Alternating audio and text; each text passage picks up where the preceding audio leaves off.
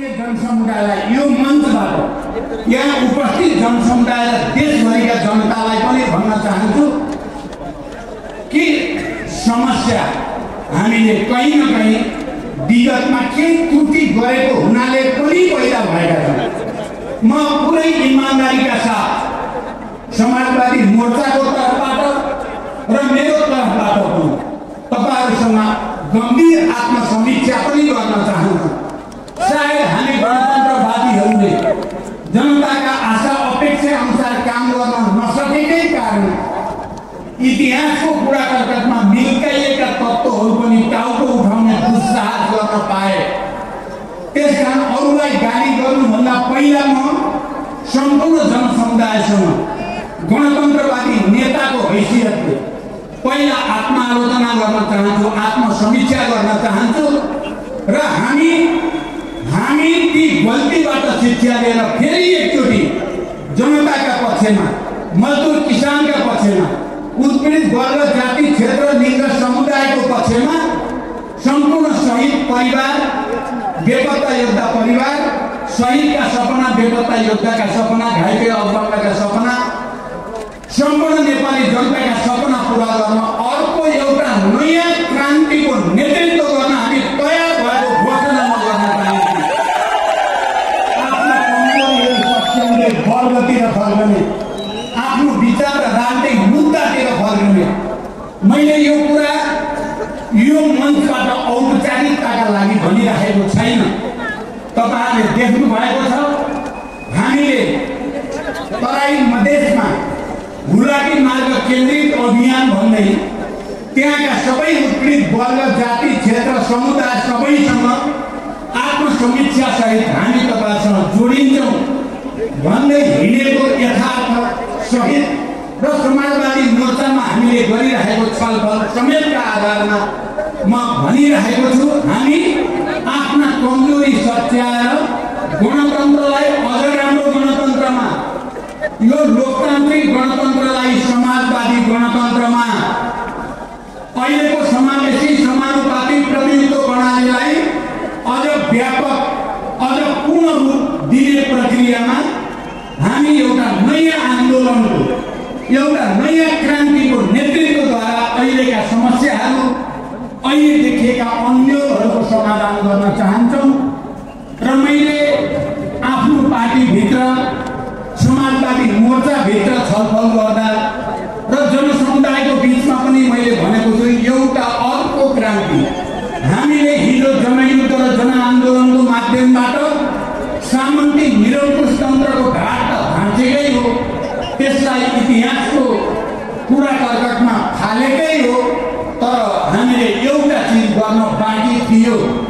किनकि आजको युग 20औं शताब्दी र 21औं शताब्दीको आजको युगमा आदरणीय जनसमुदाय सामन्ती निरङ्कुश तन्त्र समूल रूपले त्यति बेलासम्म नष्ट हुन सक्दैन जबसम्म क्रान्तिले दलाल र नोकरशाही पुँजीवादलाई पनि सँगसँगै गाड्न सक्दैन, तबसम्म देश मुक्त हुन सक्दैन। हामीले सामन्ती निरङ्कुश तन्त्रलाई त पछाडेकै हो नेपाली जनताले, तर यो देशमा दलाल पुँजीवाद, नोकरशाही पुँजीवाद जो वैदेशिक प्रतिक्रियावाद र साम्राज्यवादसँग हजार किसिमले जोडिएको हुन्छ आजको युगमा, त्यो दलाल पुँजीवादको साइनो, त्यसको घाँटी सामन्ती निरङ्कुशतावादीहरूसँग पनि जोडिएको हुन्छ। तपाईँ हामीले अहिले हेऱ्यो भने व्याख्या गर्ने समय छैन।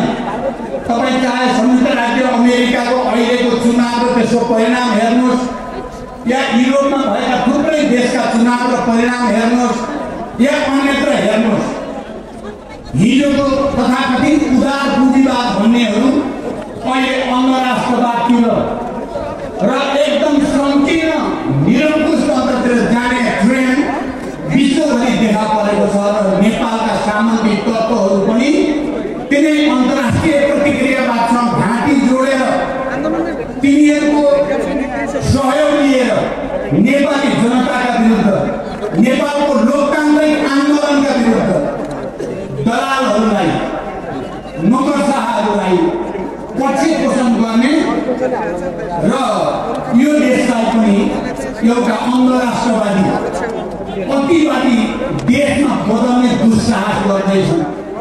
त्यसकारण आदरणीय जनसमुदाय एउटा अर्को आन्दोलन सामन्ती निरङ्कुशतालाई सम्पूर्ण रूपले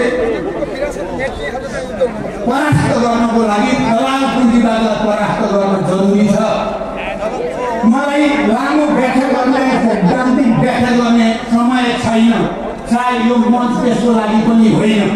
म यति भन्न चाहन्छु, हामी गणतन्त्रवादीले केही कमजोरी गरेको हुनाले दलालहरूले पनि, नोकरशाहहरूले पनि र बिचौलियाहरूले पनि थुप्रै लाभ लिने अवसर प्राप्त गरे। यो निष्कर्ष सहित मैले र हामी सहभागी दलहरू सरकारको नेतृत्व पछिल्लो पटक गर्दै गर्दा भ्रष्टाचारका विरुद्ध सुशासनका पक्षमा एउटा लडाईँ छेडेकै हो। हामीले सामाजिक विभेदका विरुद्ध सामाजिक न्यायका पक्षमा, यो देशका सबै उत्पीडित वर्ग समुदायका पक्षमा, चाहे त्यो मिडल क्लासको कुरा होस्, चाहे त्यो नागरिकताको समस्याको कुरा होस्, चाहे त्यो सामाजिक सुरक्षासँग सम्बन्धित कुरा होस्, हामीले चाहिँ रिकर्ड बनाउन खोजेकै हो। सबभन्दा ठुलो कुरो भ्रष्टाचारका विरुद्ध हामीले एउटा अभियान चलायौँ जसले दलालहरूको स्वार्थमा प्रहार गर्यो। आदरणीय जनसमुदाय, म गम्भीर कुरा यहाँहरूसँग अपिल गर्दैछु, दलाल पुँजीपतिहरूको र तिनका बिचौलियाहरूको स्वार्थमा प्रहार गर्यो। तिनीहरूको सेटिङ रातारात अरबौँ कमाउने खेल मैले 3 चोटि प्रधानमन्त्री हुँदा जो देखेँ